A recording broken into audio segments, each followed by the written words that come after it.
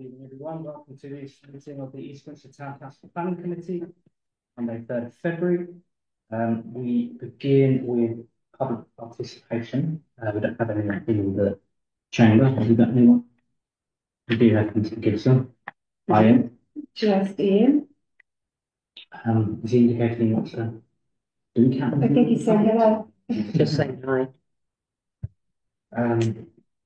So in absence of anyone wishing to speak at this point, I'll move on. I would move on to the presentation from Westbourne Town Planning Consultants on the relevant application. However, so you know they're running slightly late, so we'll cross that bridge when we come to it. So if we move on to apologies for absence or substitutions, I don't believe I received any. Card indicating that he hasn't either. So we can note there's no apologies as of yet. Item number 3, to receive the minutes of the meeting held in January 2025.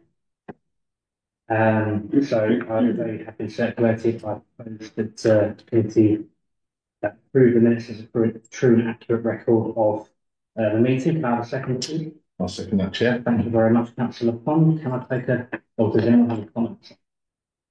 Can I take a vote to approve, please? Thank you very much. It's carried.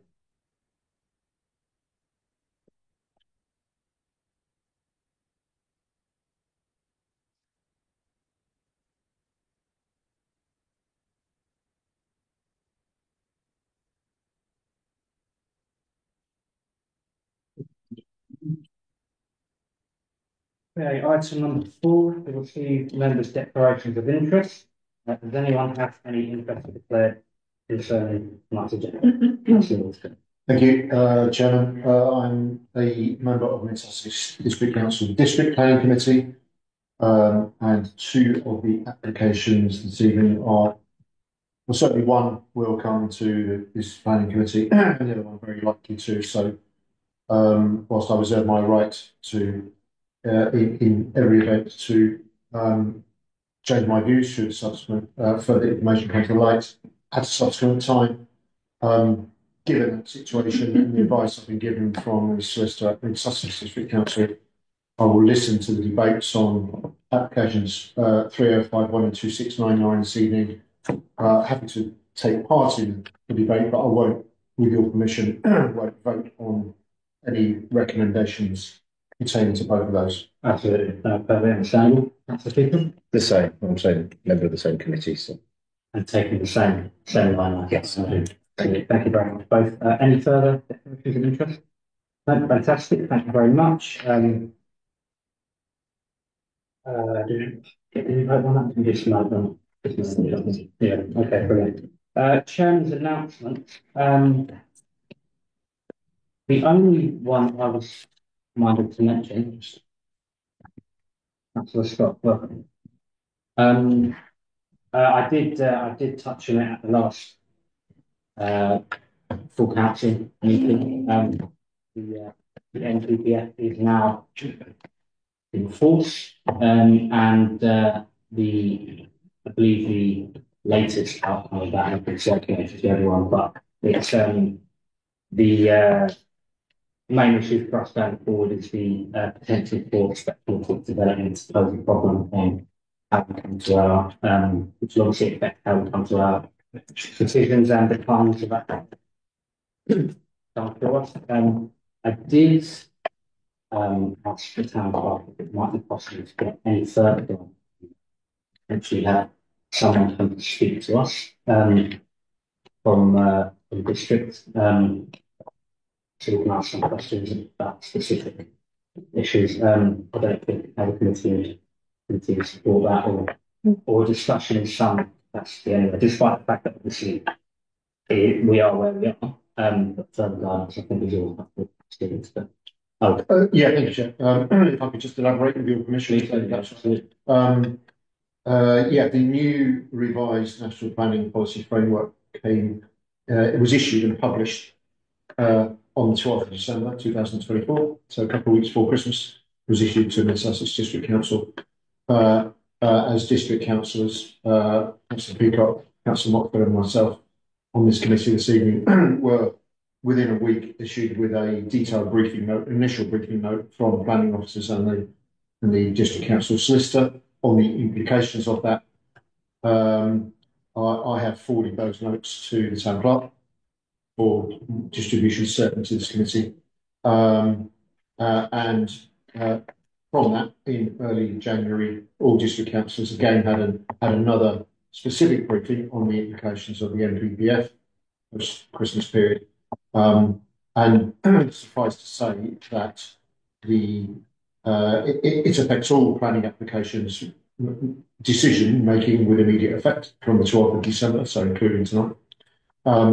The principal changes are related to the NPPF, the critical paragraph 11 C and D clauses, and paragraph 125C. Basically, it's you now need a strong ground for refusal, and you have to test whether that strong ground for refusal, you have to do an impact versus benefits assessment, and if the impact of that not only has to be a strong ground for refusal, but the impact has to be substantial, not just significant, but substantial. That's the key thing. And the other one, paragraph 125C of the NPPF, basically is about making effective use of land, brownfield land, in the built-up area boundary. Okay, so those are the two keynotes from that sort of come out of it. But I'm sure somebody at the district council will come, because I think my personal view is this committee needs a briefing or training session, because we are the decision makers for the town council. And I think the sooner that can be. I'm surprised the district haven't offered that already, actually, given it's February. But I know they've had their hands full with this and other things, with the white paper for devolution as well. But it's really key to get. The other thing to note is that there is no actual definition of what a substantial impact is. Exactly. There is no definition. You just have terms. So it's very difficult.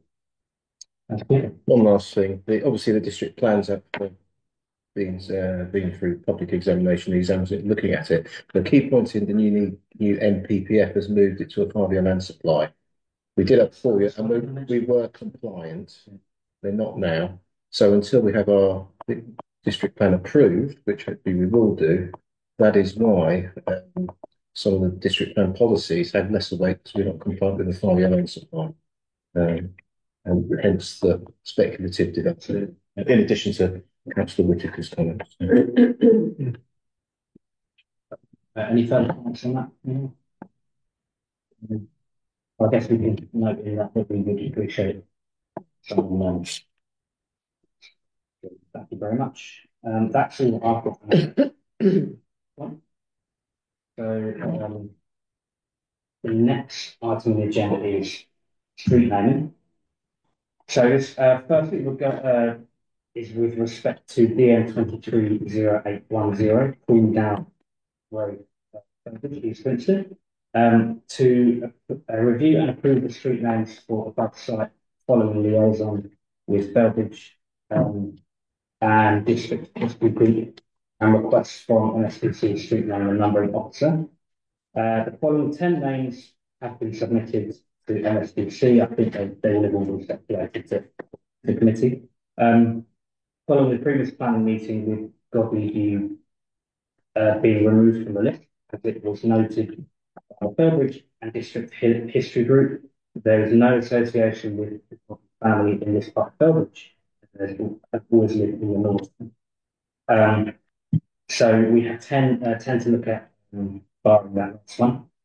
So the 10 that we have are Belbridge Common Road, Worley Manor Way, Broadhurst Road, Sharp Avenue, Inkpen Drive, I don't know how you pronounce it. Yeah. Saunders Street, Woodland Walk, Meadowcroft, Waters Edge, and Field End. I don't have any particularly doing any names myself. I'd like to think someone might, but none of it really struck a massive chord with me. So Very happy to hear the committee. Well, actually, Chairman, they're the names that I put forward following some research of the area. Ooh. It was Worley Manor, the area which is being built on. Inkpen, Chart and Saunders were local residents of some repute, so I suppose that's why they came forward. And of course, the tongue-in-cheek one was Water's Edge because it is right near Felbridge Water. But yes, they all have a reason. Yeah, no, it's always a good start. Forgive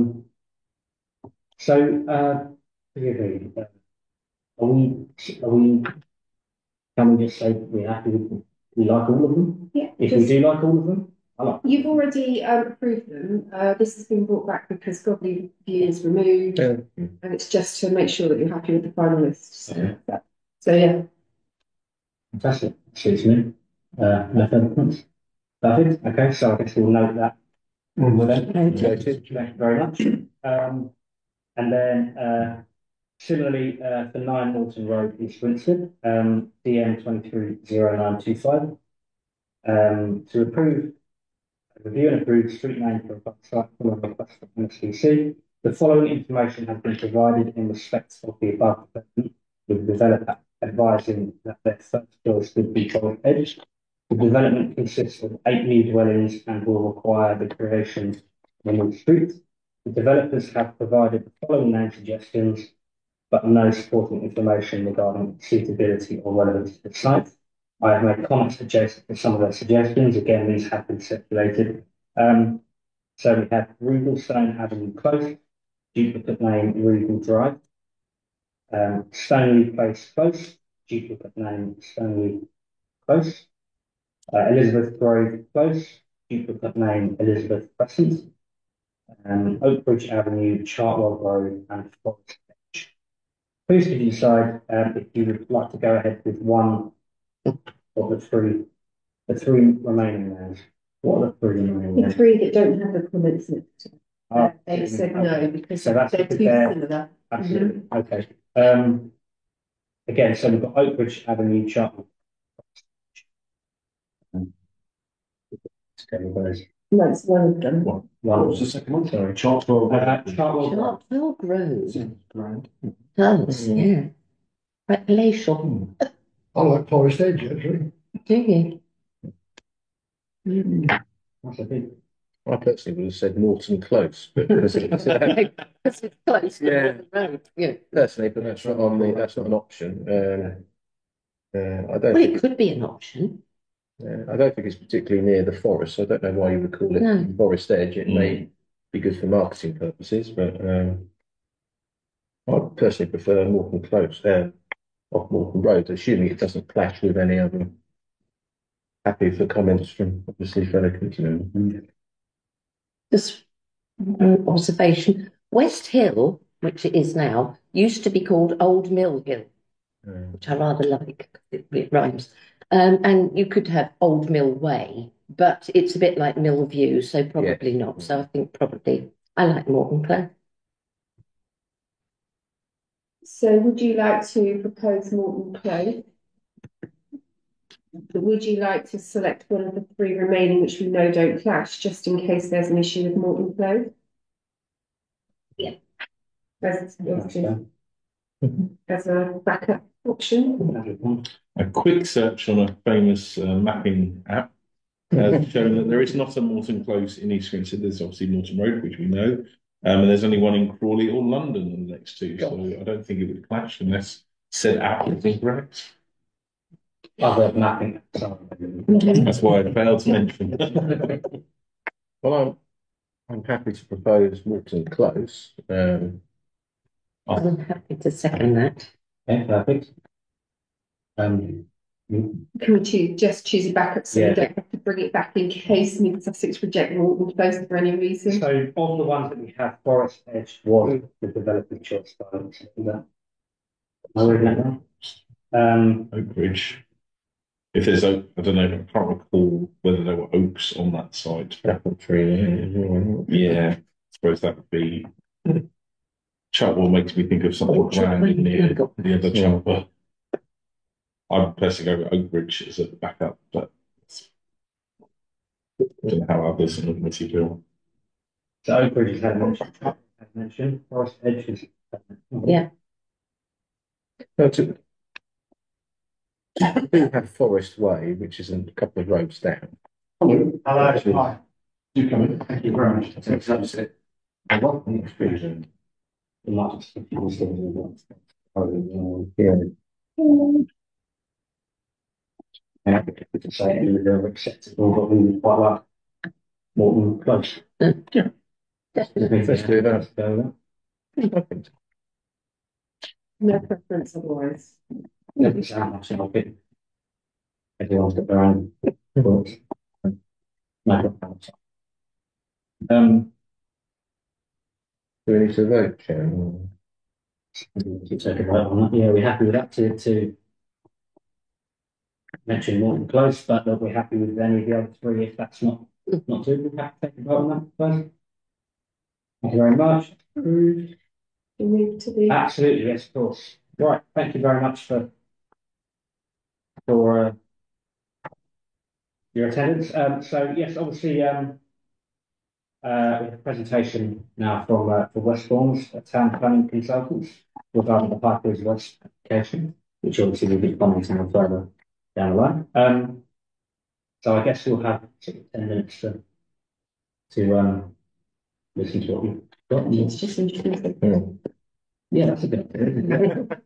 Okay, so I'm quite happy to manage the committee to say who they are. If we start with Councillor Godwin.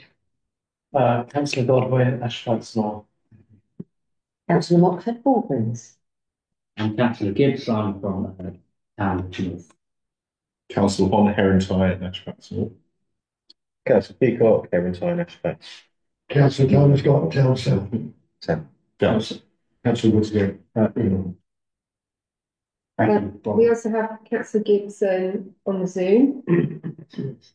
And I'm Sam, I'm the chair. And apologies for my tardy arrival, so thank you for moving the agenda around. No, You're quite welcome to send me out and finish. Make me wait. as it happens, we hadn't moved on to the subject.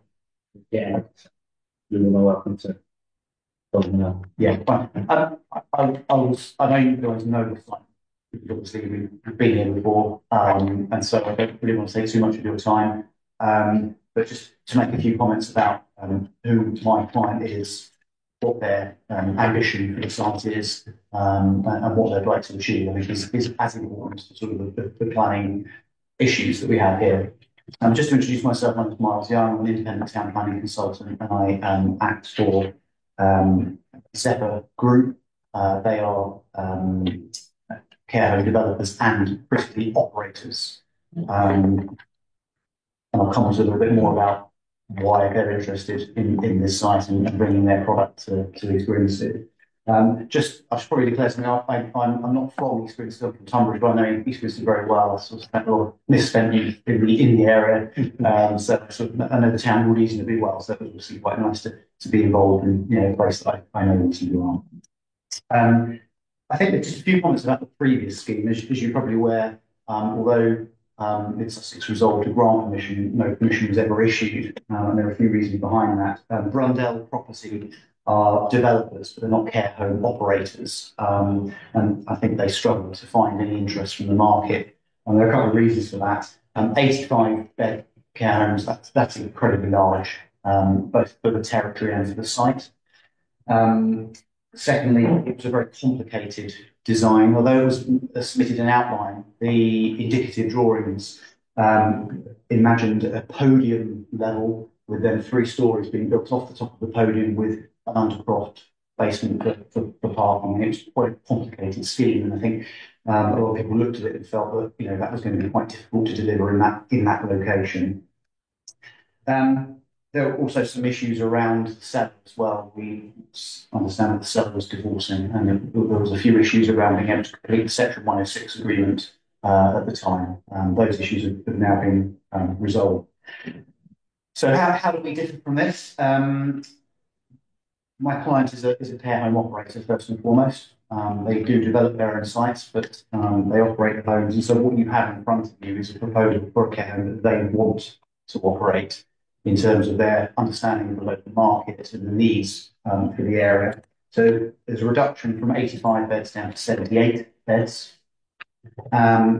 7 units of assisted living sitting on the site as well. They have a model whereby the care provided from the care home is transferred across to the independent living units. And most importantly, a simplification of the overall design. Yes, it's still a large building centred in the centre of the site, but it's at grade, no complicated groundworks, undercroft parking, basements. It's a much simpler approach to the problem. I promised you a little bit about my client. Zephyr originally started out as a Midlands-based care home operator. They have 6 homes open in the UK. 5 are currently under construction, and 6 are either in planning or coming into planning. So they have quite ambitious a few years ahead of them. They tend to open their homes in clusters, and East Grinstead is one of a cluster of 3, Reigate, Horsham and East Grinstead. Horsham isn't yet in for planning, but will be soon. That's the former fire station site. Reigate was a former cottage hospital, and that's under construction at the moment, due to open at the end of the year. And of course, East Grinstead. And they sort of have a triangular sort of approach. There's benefits of that. They can share staff, knowledge, management across that. Procurement is obviously quite important as well. It's an efficient model of running a care home. This care home would be fairly high needs. It's dementia-led. Our client has specifically arranged the building into small groups, or what we call households, of around 12, 13 bedrooms per unit. And from a resident's perspective, that is their environment, not one of 75, but one of 13. And in that way, much better relationships and consistent staffing, better understanding of where they are, where they live, but also an ability to try and turn things a little bit more normal, rather than living in a huge congregation, and much more familiarity. There's actually kitchen areas within each of the living spaces where we encourage residents to actually take on day-to-day tasks, rather than simply being seen as someone who needs very, very high levels of care. We turn that model around slightly and try to make life as normal as possible. And this home has been designed very much as a dementia-led care home.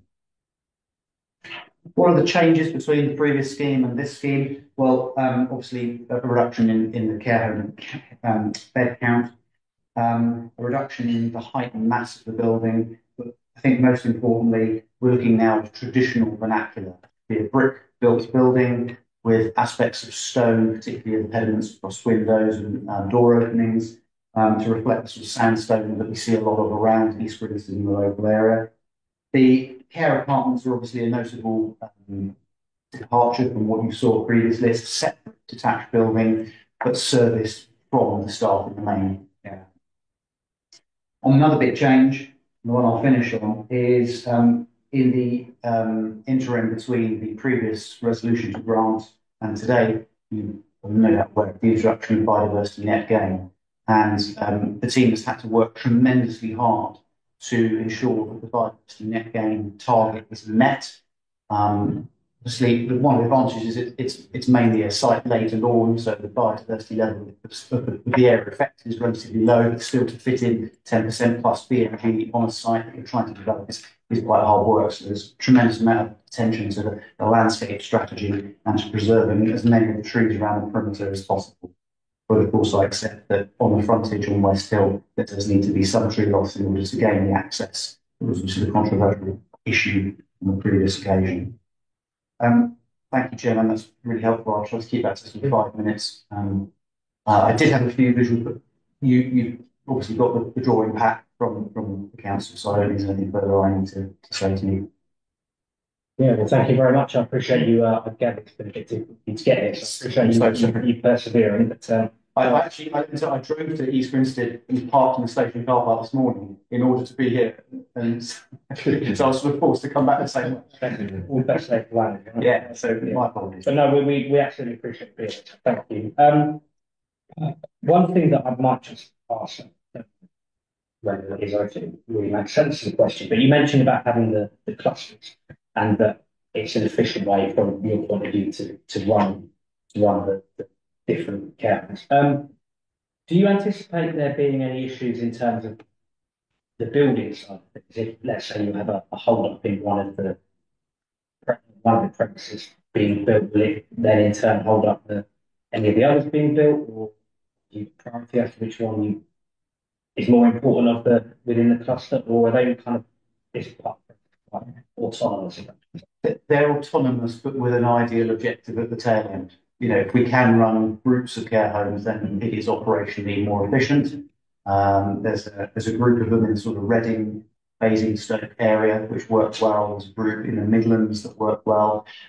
It's the icing on the cake, but not a necessity. And of course, we all know that the planning and construction process, sometimes throws bricks in the path. And I think ideally they'd love them all to sort of all open at the same time. We're realists. Okay, that's all I've got. Councillor Stott. I just want to ask you one thing. Because it was in my area, when it first came before us, I took the time of popping down here and having a look at it during the day. Worse luck. When I left there, I found that exit horrifically dangerous. I don't know if you've noticed, but looking to the right, it's blind. You cannot see cars coming down. Just to clarify, you're talking about proposed new access onto the west. Yeah. Well, the existing access is pretty bad. Is that going to be altered?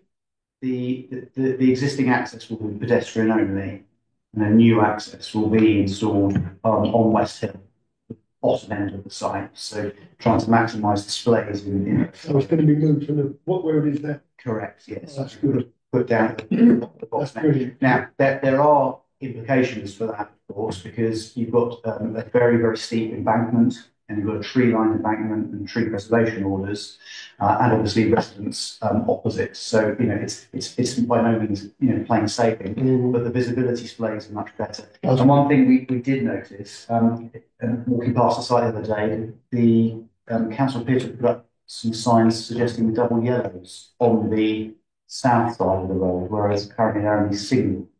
I think single means you can't park at certain times, but you could at other times, whereas double yellow would mean complete prohibition on parking on the south side, which again I think is all the good news.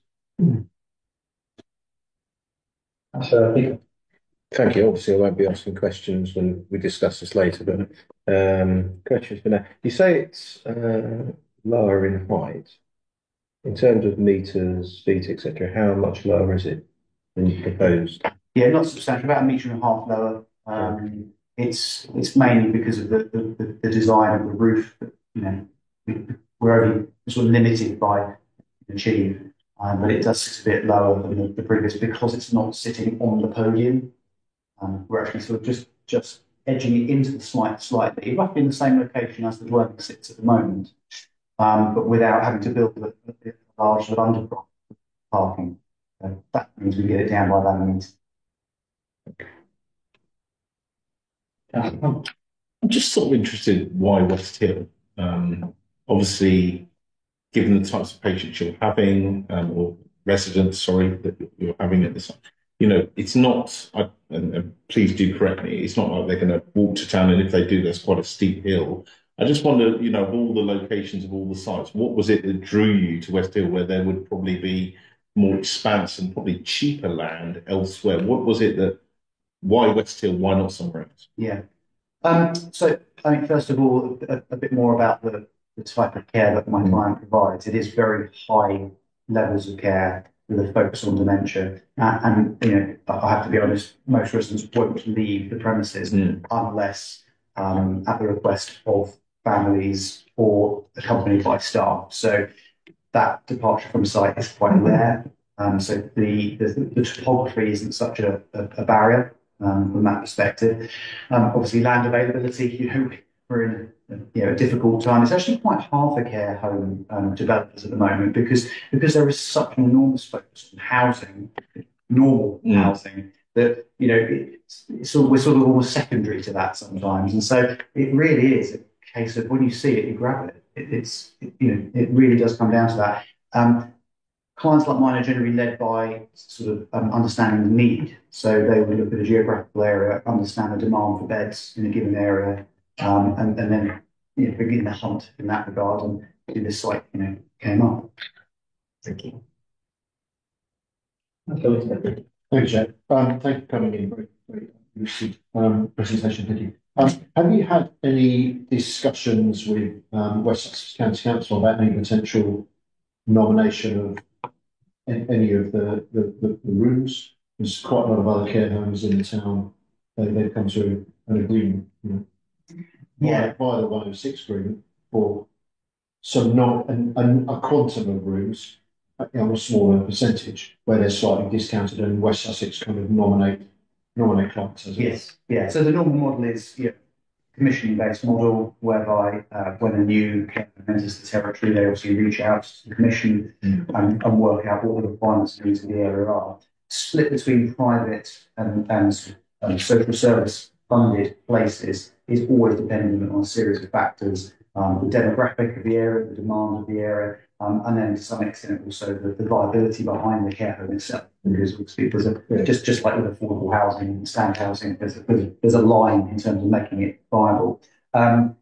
Generally, yes, our client will reach out and agree that, and I'm sure that have they done. I'm not aware if they have or not in this instance, I must admit. It's something we normally do. The scheme that is currently live in Buckinghamshire, there's been very extensive discussions with Buckinghamshire Council, so it's part and parcel of the process. Okay, thank you. Any further questions? Right, well, I think we've covered what we need to, so thank you very much. No problem. Again, Thank you. And we'll be progressing with the rest of the meeting. So that's this part. And I don't know if you're rushing to get home, but No. But thank you very much. Yeah, no problem. Thank you very much. Thank you. Thank you.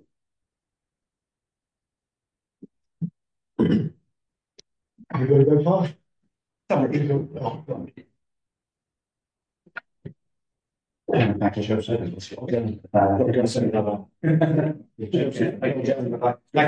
15 minutes. Thank you. Can I close the door or should you? Yeah, Ed, is it worth closing the door? Thank you.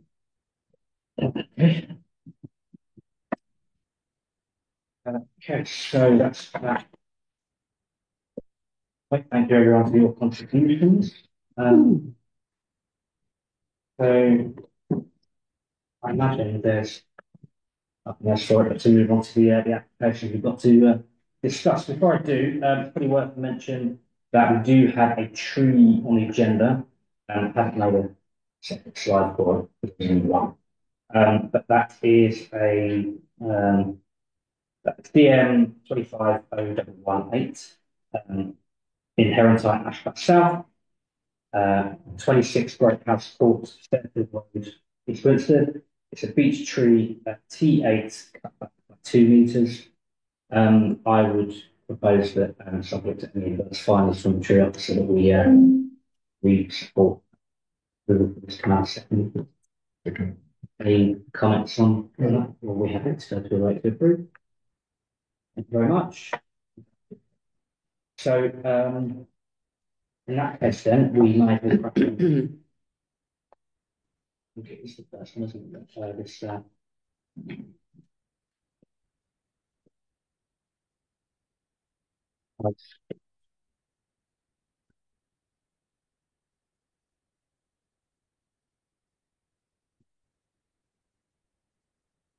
So obviously you just had the session.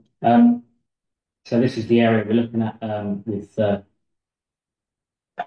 West Hill obviously being the main drag. Obviously the site boundary is being red here. Again, this is the existing property to be demolished and replaced with care home class C2 and separate building with additional care units as we went to just so where's the next one? Oh no, I just scrolled. Okay, sorry. So a little bit of close up in terms of the proposed site. So this is obviously the main building, the main unit over here, which there are some floor plans to the right. and obviously there's a separate, the separate unit, smaller unit over on this side. And Westfield runs the access is obviously here, and Westfield runs across. And then these are the elevations from different angles. So obviously quite a, although the height's been reduced, quite a potent building in its design as well. And then there is, I've just put an extra, given the concerns about access, etc. Put an extra slide there about the to illustrate that a bit more. So obviously the red line along here, and this is the access. Although I don't know if, given what we heard earlier, I don't know what the latest is with that. It sounded like it wasn't going to be. They had made amendments to that. This is in Councillor Scott's ward, your ward, Councillor. Yeah. So I'm not obviously Westfield access concerns and safety concerns are quite a major thing. I have to say I'm not massively familiar with that area myself. I'll happily hand over to Councillor Scott. Well, as I say, I think go down there and look at it. There's a lovely house already on the site. It's going to be demolished. The exit was a concern, and that was cleared up tonight by the gentleman who came, which is really good. I mean, it's very difficult to say no to a care home. I put them in brackets of hospitals, schools, dentists, doctors, you know. We need them. The town needs them. It's not like it's intrusive within the town, it's on the edge of town. It will be very, very hidden from, I think it's going to be more or less obscure from sight to be near. So for all those reasons, I really couldn't see a reason to go against the application. I couldn't think of a reason.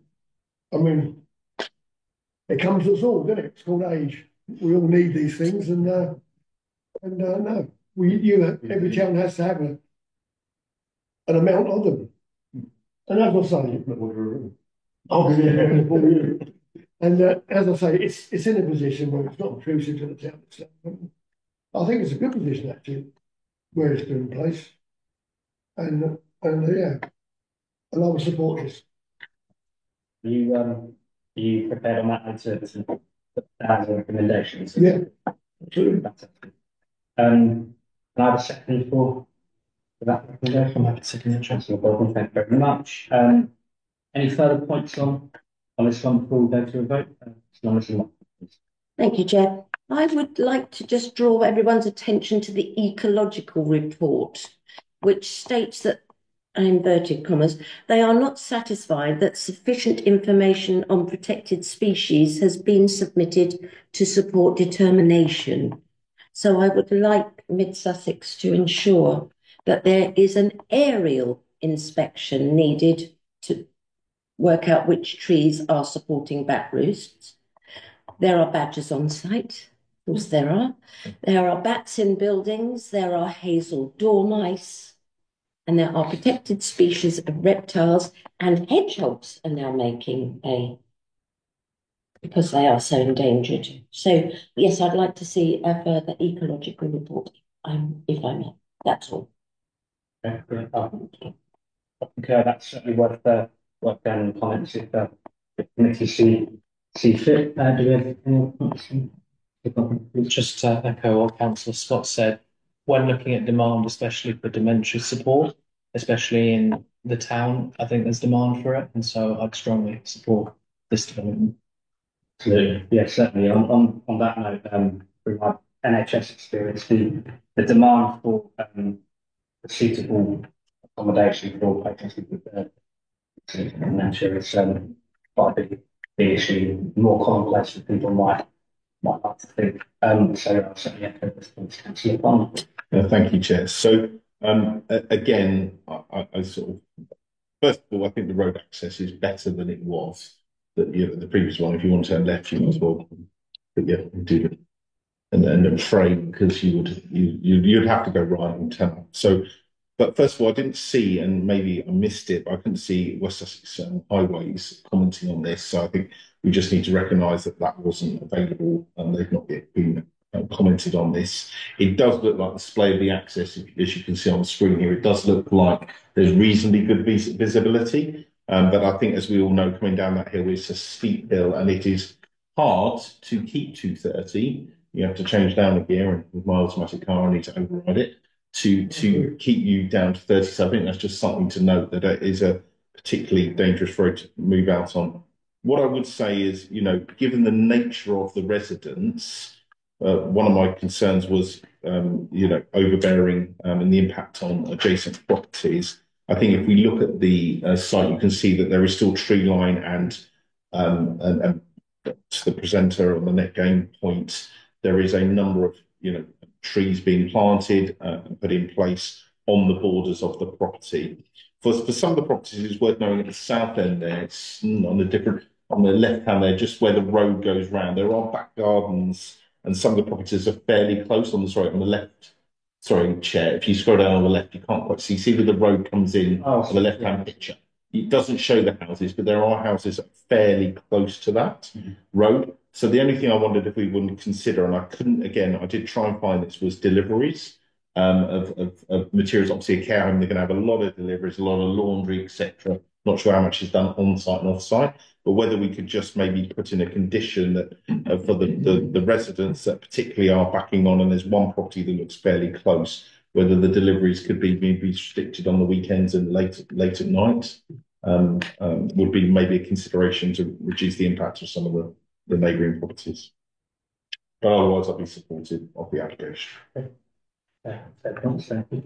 we have any more points before we go to a vote? So we do have a recommendation on the table to support approval by Councillor Scott, seconded by Councillor Godwin.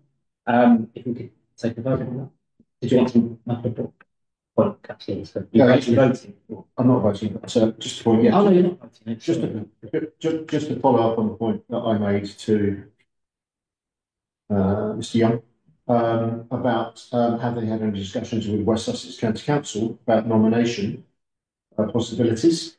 And I know that we've got Councillor Gibson online, who's a West Sussex County Councillor, and I wonder if he might have something to add on that. That's a very good point. Councillor Gibson, did you take that in from where you are? My observations when I looked through this was that I'm pleased to see that they're moving the access away from the actual bend, which did look very dangerous. I wonder whether or not they considered Dexter Drive as the access. That if you look at the original drawings of it, if you go back, then that looked. But I guess that, like all of these things, it's a case of whether or not they own the access through there. It's one more back. If you look at Dexter Drive, runs right into it. It sort of stands out. But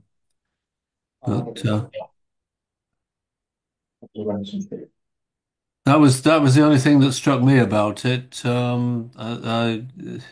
With all of these things, we're seeing, sort of a large number of these homes being built, and unfortunately, with the aging population, then they are needed, and then there are issues to do with costs and so on.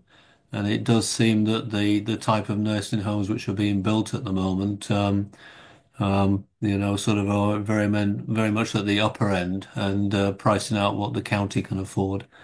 But I don't think that's a material planning consideration here. I would need to go back and look at West Hill, I think. So I would I would be putting this at certainly amber and maybe red for highways.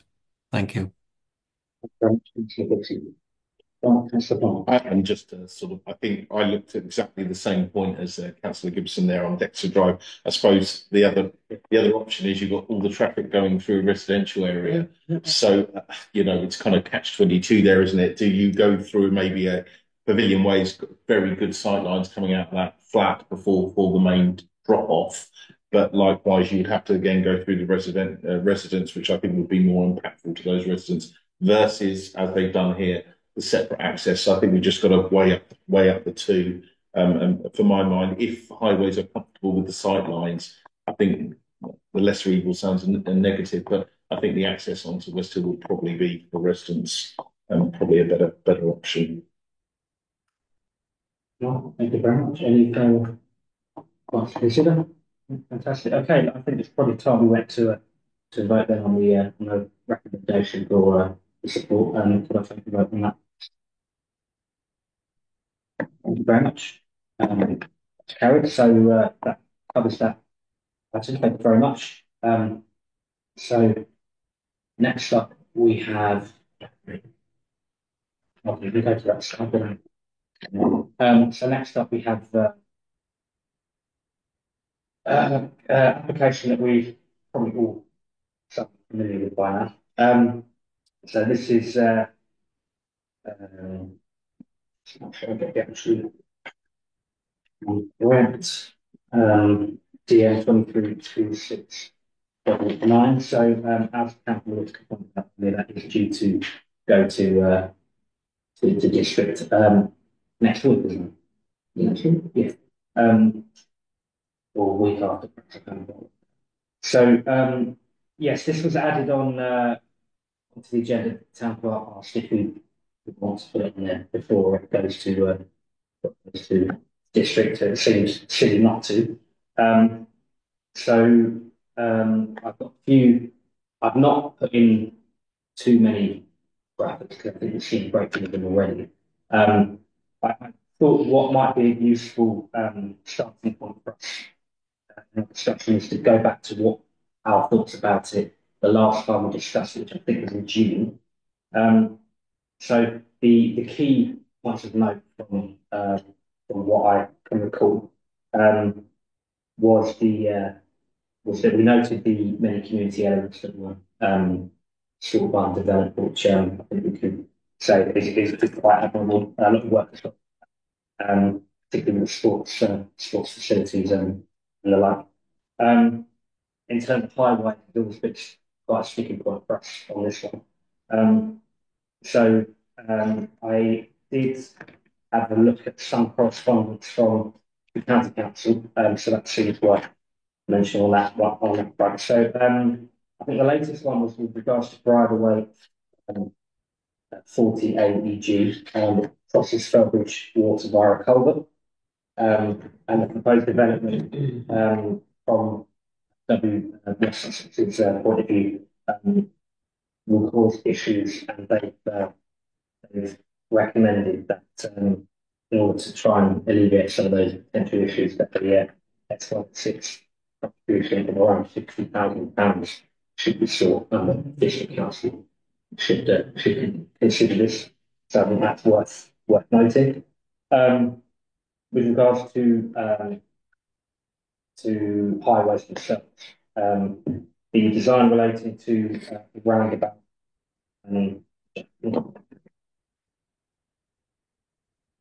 So I think it's this particular roundabout here in question. There were some concerns around that, but the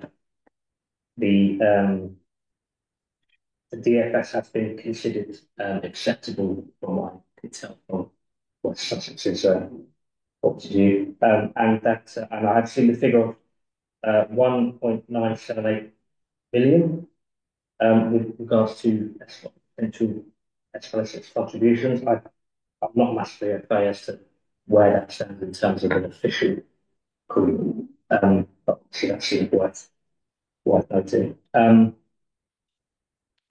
I don't know if we're looking to make an actual recommendation at this late stage. I don't feel particularly comfortable with what I've seen, given the concerns we've had all the way down the line to deviate from, particularly from our comments before regarding highways specifically. So I wouldn't be putting this down to support approval myself, but obviously quite happy to take the committee's view. I believe from what I can see, West Sussex's the highways view is positive. So obviously that's certainly worth noting as well. And lastly, for me, I would still like to reinforce our wanting a granting condition, even at this late stage. Not that it's brought too much fruit thus far. I appreciate Councillor Whittaker doesn't want to take a vote. Did you want to make any comments? Or I don't want to push you to do so, but if you do wish it, we'll contribute. Yeah, thank you. Thank you, Chairman. Yeah, it is my ward. Obviously, we have seen, this committee has seen this application on a number of occasions.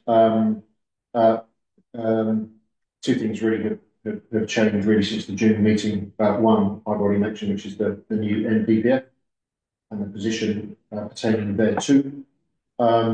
Secondly, this town council has consistently lobbied the district council to try and get a granting condition or something suitable clauses within Section 106 agreements with the two allocated sites, SA 19 and 20. It's been a policy of this town council for 3 years now, and more than an aspiration. I don't think that's changed, principally concerning a commitment from the planning authorities to do something upgrade the Star Junction, which in all of the traffic reports, and still the latest traffic reports, is over exceedance capacity at key times. Everybody knows it, you know, and everybody puts their hands up. Yeah. Still, Cambridge District Council, West Sussex District Council, West Sussex County Council, in their latest very long, detailed consultation response, which is a very good response, very good technical response, but they're still sitting on the fence about that junction. And so Mid Sussex. And you know, that's for this town council, speaking as a town councillor, I think that's still an unacceptable situation right here, right, for that junction. And I think it could and should. There is a solution to include something within the legal documentation that would go a long way to satisfy this town council on that particular point. But we've yet to see it. I've yet to see it. That's really all I've got. Thank you very much. I'm glad you brought it up because it was a very detailed report about it. Obviously, you know, mentioned that there's nothing about the start. I just thought it was going to something was going to take. But no, that's I mean, I'd love to say we welcome progress with regards to S1 and 6 monies, but we've had a long-standing view on where we think the priority should be for that money. So, and so just come back on one particular point, let's add that, just to give it complete context, is that the land on, it's a catch-22 situation because Mid Sussex will say, oh, it's Tanbridge, it's in Surrey and it's Tanbridge, which technically it is, but it needs all local authorities to work together to achieve the right solution here. And that's the frustrating thing about this current planning system. It would appear that that's not allowing solution to be broached. It's incredibly frustrating. And everybody in this town knows it. Absolutely. Thank you very much. Absolutely. Just a question really about the bridge.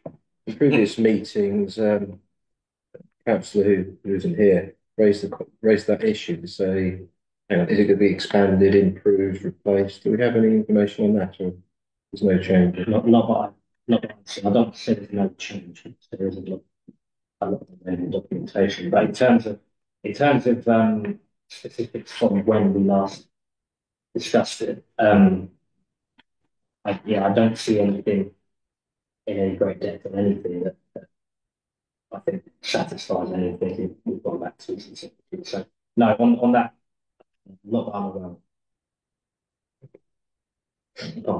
of. Just to echo what everybody said and what this council, both the current councillors and previous councillors for many years have said, I think we've all saying it again. What I would say, just to sort of add, is, for the people of East Grinstead, at least this site has something for them as a community. over and above other sites. So given the current situation with the NPPF and the approval of SA19, I think we just have to accept that this will be going ahead. But as Councillor Whitaker said, what we can do to try and put in place, commitments around the Section 106 contributions to a more sustainable solution going forward. I think that's what we should be aiming for, given the position. As much as we wish that it was different, I think we have to be realistic as to what is going to happen. So I think that's something we should be pushing for, as Councillor Whitaker said. Again, making sure those are cast iron guarantees, because we've seen in other Section 106 agreements after a period of time. I think there was a situation in Burgess Hill, also one in Copthorne, where that money was ended up not being used for the purposes intended through various, I'll call them legal loopholes, but I'm sure there's a more technical term for those.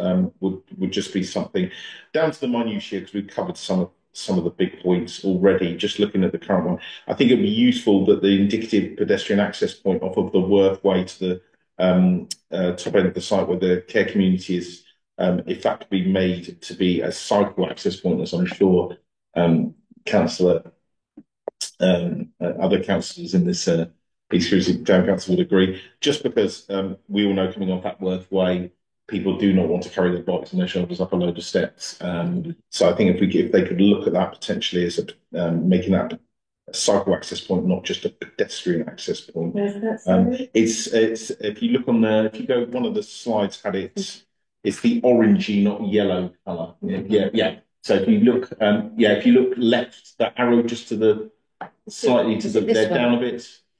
Well, no, it's just if you where the cursor is now. That's the Worth Way running from right to left. Right.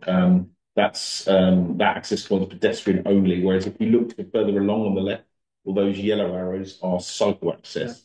Yeah. All of those, and also further down on the Worth Way. But can you imagine? If we want to encourage, people will go. If my house is towards the east of that site, am I really going to cycle all the way down back up? Probably not. So I know in the grand scheme it's very small point, but I think something, if we are trying to encourage active travel, would be useful to suggest.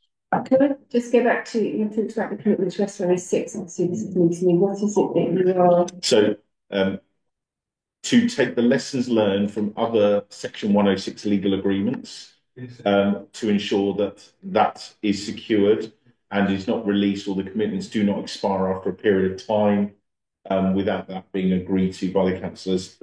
There was a case in Burgess Hill where I think it was for a community, I can't even think what it was for now, community space, that after a period of time, because they couldn't find anybody, the developer was released from that commitment. 10 years ago. Whatever it was, and the same for the school, I think in Copthorne. I forget, there was Section 106 contributions, but again, because no school was built. So I think something in the way that is, that money does not go back to the developer. If it's not for the intended use, is put back to another community use, if not the original intention. Yeah, I don't know if that's possible. I don't know if that's a possible. People don't know if that's possible, but I do know it's a standard S106 agreement that if you don't use it for the allocated project within 10 years, the developer can claim it back, but doesn't usually claim it back. Which is why you should be mindful about what projects you are allocating against your S106 money, because if it isn't used for that project, you can lose it anyway. Although you can have a deed of variation. You can pay for a deed of variation, which costs £3,000, to move it to another project if you want to. I think totally agree with that. We'll keep it open that we will find a use for it that benefits this community. I think also it's more for the site for primary and early years education, the PINC and the care community. If those do not come to fruition, that funds can be used for other communities. So maybe the wording around it can be that it will be used for some form of community, rather than, again, we've had it in Burgess Hill, to say, and in Copthorne, where they couldn't find a commitment to build it with the various bodies. I think NHS was the one in Burgess Hill. I think it was a doctor's surgery. It was a doctor's surgery. Thank you. My memory's coming back now. It was a doctor's surgery. They couldn't find a GP to take it on. No. So I think we just, again, not to provide the solution now, but the agreement should be written in a way that if a provider does not come forward in the due time for those two needs, that the legal agreement has the appropriate clauses in it that can be used for similar, not the same, similar community. I guess the question would be, have they actually got a commitment from those partners? They Because won't. if they haven't, They won't. then it's all pie in the sky anyway. Exactly. That's exactly the point, Town Park, which is why the agreements need to be written in a way that that money can be used. So what were the two? So there'll be section 1 and 6 contributions that are not in relation to the two buildings on site. And then there will be, no doubt, agreements around the two particular uses of the site. But again, I'm not a No, I just, did you say they were? Was it? So it's the pink, which is the primary and early years education, i.e. a primary school, and maybe the care home, which is the care community. I think, without prejudicing myself, I'm trying to elucidate what Councillor Bond is saying. I think he means if the school didn't materialise at some point, it could be used as a public park or a Community space. Another community hall, yeah. Rather than more housing. Exactly. Thank you. That's it. Has anyone had any further points on that? One thing that might be probably worth mentioning is when we go back to what we said previously, one of the concerns that was noted was, I think it was Historic England regarding, I think it was the position of the care home, the issues they had in terms of the historic disturbance. And the latest I've seen those concerns haven't been addressed. I don't believe it's impact on the specific position on that with the care community part of the application. So yeah, just to touch on that as well. Might be worth noting that we see that hasn't been addressed either. Given that we spoke about that previously. So I wasn't planning on making a specific recommendation, but I think given that I'm not prepared to make a new recommendation for approval, that kind of sets up to support the views of this document for the points we've raised. So it seems appropriate to take a vote on that if no one else. I'll second that. It seems appropriate to do that first, yes. Yes. So there's a recommendation for refusal from the chair. I will second. Thank you. And barring any further points, could we take a vote on that, please? That's it. Thank you very much. I think that's covered that one. That's carried. And then the final application that we have slide for is BM 243101, which I believe is Town South again. So this is the rear of 2 to 12 railway approach and 104 to 108 London Road approach, East Winston, which is the demolition of existing dilapidated 6 garages and replacement with a 2-unit, 2-story commercial property with a single parking space and associated bin and cycle storage. Somewhat similar to the kinds of things we have come to this committee fairly regularly in the same space. So it seemed worth looking at. These images on the left are because they're more or less not there, but essentially we have the existing, which is the garages here, with the main property on this side, and then on the right we have the proposed, which obviously demolishes garages, and then has the section of parking with the 2-story, 2 units on each side here. So that's what we're looking at. And then there's again existing floor plan on the left with the proposed floor plan of 2 stories on the right here. And then just to show where we are and the access, again, an area that's very familiar to probably Councillor Scott. Yeah, it seems worth bringing it back because of the potential overdevelopment of this area and potential issues that there may be for works proceed. But again, it is a new commercial space in an area that is at the minute not well used. Councillor Scott, did you want to make a comment on this? We've had quite a few of these come up down the railway approach in the past. And we know the land behind all the buildings is never in any good use. I'm quite happy to go along with this actually. It's a piece of space that could be filled with a decent unit on it. What's in there now isn't good. It's an improvement, and I'll support this. Fantastic. And I think what's probably worth noting that the access doesn't appear to be a problem like it is in some units along that. It always is down there. But apart from that, I would support it. So that's we've got a recommendation on the table. Anyone would like to second that recommendation? Councillor Mott, thank you very much. Before we go to the vote, has anyone got any further points on this application? Just say it is dilapidated. If you look and go down there, it is a very dilapidated behind those shops. I think the only thing to note is it will be slightly higher to the adjacent house or building because it drops off quite a bit, but it wasn't that substantial. The properties to the rear, which is back onto Delaware Gardens, I think the property, one of the properties' rear window, I think it's in their loft, happens to face out so that that view will be blocked. But given it is the third story or the loft window, I think doesn't appear to therefore be blocking any other sort of visibility or overbearingness of that. They've actually got a car parking space, which is a miracle, given a lot of the planning applications come forward. So again, I think given our neighbourhood plan, this area is for development of commercial property. It would be in line with that, and I would be fully supportive of this. Fantastic. Any further? Councillor Pons just said exactly what I was going to say. So. He normally does. Yeah, that's fine. Fantastic. Okay, well, in that case, if we could go to a vote to support approval, please. Thank you very much. That's carried. That brings me to the end of those slides. Councillor Pond. I just wonder, and I know it was late in the day, whether we wanted to discuss the variation of conditions for the jet garage, which was, I'm trying to find it now, which was DM 241689. Yeah. I sent around an email to committee. Apologies, it was only at lunchtime today.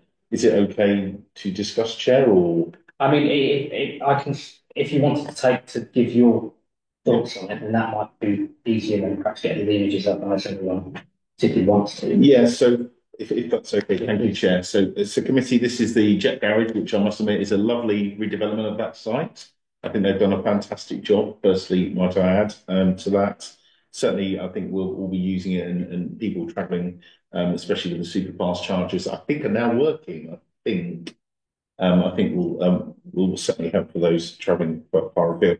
The variation of condition is about the deliveries and collections from the site. Previously, and I've got it in front of me. I should have written this down. It's there's none on Sundays. And it's from 8 o'clock in the morning till 7 p.m. at night, Monday to Friday. And I think Saturday was something like 8 till 1. So that seemed kind of very sensible, and I'm sure was a consideration in terms of permitting the development going ahead or the redevelopment going ahead. They've now put a variation of condition, which is basically from 7 a.m. to 11 p.m. 7 days a week. Therefore, on Sundays from 7 a.m. I think it is, and also obviously to 11 p.m. On weekdays. Looking at, and I think it was somebody from Mid Sussex has looked at this, and I agree that potentially that is excessive. There's not many residential, and I think it's Councillor Scott, your area, but there's not that many residential houses. So there's a few, I think, opposite that look over. I suppose from my personal, if I was to live nearby that, knowing that potentially heavy vehicles could be coming there from 7 a.m. on Sunday morning to 11 p.m. every night, that would potentially just be particularly intrusive on those residents. So if others felt minded, I think one of the suggestions with Mid Sussex was to 10 p.m. Do we know if there's been any any objections come through, any complaints? There haven't. Interestingly, I thought that there haven't, and this is why I was kind of in two minds here. But I suppose the question is, and not to put too fine a point on it, you know, it's mostly flats. How many people own flats? Are they as aware of planning applications as maybe household residents? Because it's harder to sometimes see the notices, etc. But again, just something I thought would worth bringing to committee's attention. So what times were you proposing, Jane? So I think 8 o'clock to 8 a.m. to 10 p.m. Monday through Saturday. So that would be an extension from 7 p.m. to 10 p.m. 3 hours extra in the evening, including Saturdays. Sundays, I really wanted to discuss that because currently, you know, I certainly think give at least people a sort of one unbroken night's sleep without people arriving, but really one for discussion. But let's say, I don't know, for argument's sake, 9 till 9 or 9 to 8, sorry, to be consistent. But again, I think it's more that 7 to 11, 7 days a week is too excessive. So I think it's something working back from that. My main thoughts is I'm not massively affected by the restrictions that they may enforce. But I mean, I was one to just comment that we would be keen to see any further discussions that go on in that nature and that would be noted when the decision is made. I'm quite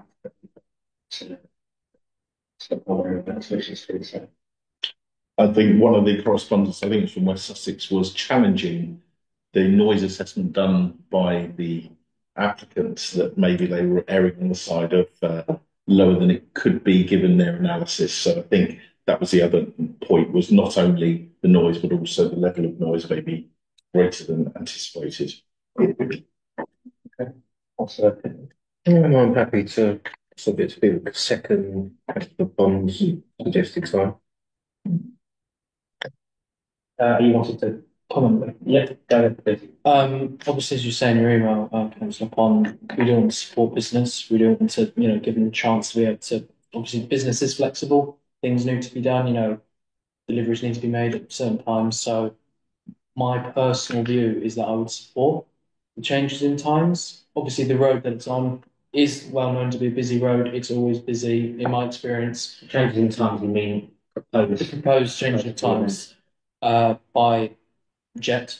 And so my mind is that this residents that are there already, obviously opinion, personal opinion, but they're aware that the road is always busy, in my opinion. So I wouldn't really, unless there were objections made on the portal, I wouldn't really be too concerned in that regard, unless residents were to actually put forward their concerns. So, yeah. No, I understand, but residents may not have been advertised or informed of the proposed changes, and then it's the clanking of trolleys, steel, so out early in the morning, late at night. So I would, as I say, second Councillor. And just as per Councillor, it is a balancing act. This is not about a flat refusal. They did. What I would say is, if that was required for them to be business, it should have been part of the original planning application. I do feel that they put in these, oh, isn't it nice, we're not going to deliver, get approval, and then put through these variations of conditions. So if that was essential to their original planning application, they should have requested it at that point. So I do feel there's a little bit of, we've now been open a while, we'll put through this variation of condition. Plus, I'm not sure, I drove through town at 9 a.m. on Sunday, it was dead. That was 9 a.m. So I do think residents in that area would expect that, you know, before that time, they would expect traffic. I totally agree, Monday to Friday, and to a certain extent Saturdays. Sundays, you know, the town is dead at that time in the morning. Chair, does the environmental health have a stay on this? Because I think they must have had the licence to open their, you know, licence. They've got the licence open, it's just not the deliveries and the collections. It's like big lorries, refuelling tankers. You know, they're a big food. If you look, it's a nice big, you know, food. So it's like a mini supermarket plus petrol tankers, etc. So it's going to be, you know, food deliveries, collections, and petrol. Yeah, gotcha. I'll take one more point. I think we've probably laid this one a little bit. To mitigate the concerns for the weekends, could we potentially look at, rather than changing the weekly proposed times from Jet, maybe focusing just on the weekend times, specifically Sunday? Could we look into, would you mind with your suggestion? I'm happy if committee are minded. I think for me it's mostly the weekends, particularly the Saturday morning and the Sundays. But I'd be minded if committee are to maybe agree to those times, Monday to Friday, which most people are working, let's be clear.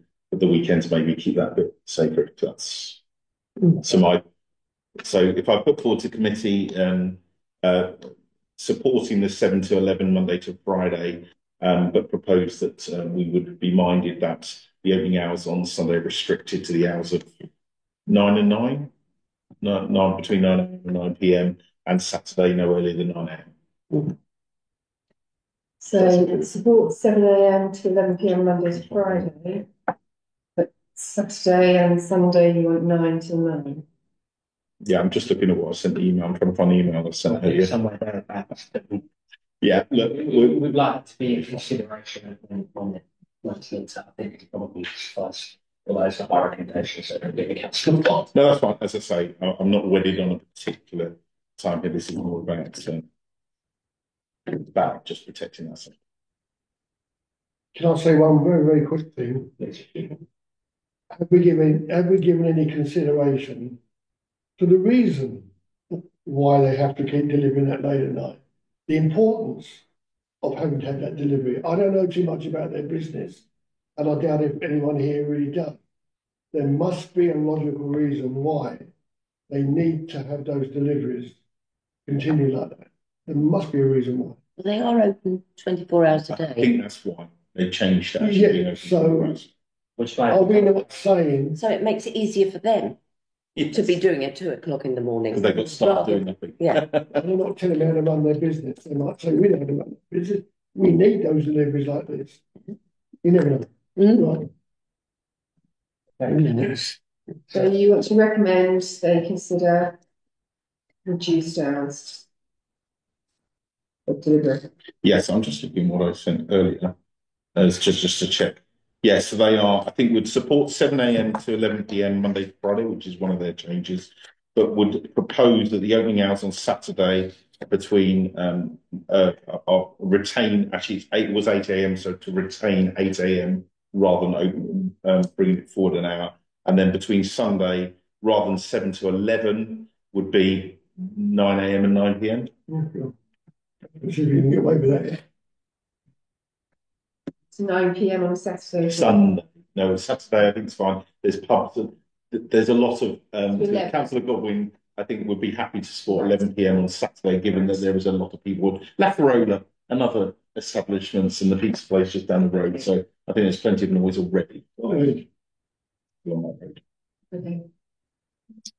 Vote, Chair. Yeah, absolutely. So I think we've now got a recommendation to look at. So can I take a vote on said recommendation, please? Perfect. Happy with that. Looks carried. Thank you very much, everybody. That brings us to the last of the agenda, but I don't actually have anything to note. It's just deals with the decision that the mentioning since the last meeting. I don't have any this time around. So I will close this meeting at 2019. Appreciate that. There's a lot. Thank you. Thank you. I need to get. Yes, yeah, but the message, you know. I could get the internet connected, so I couldn't find the thing. Yeah. I was trying to get connected to the internet. I couldn't find my email that I'd sent on it. I think I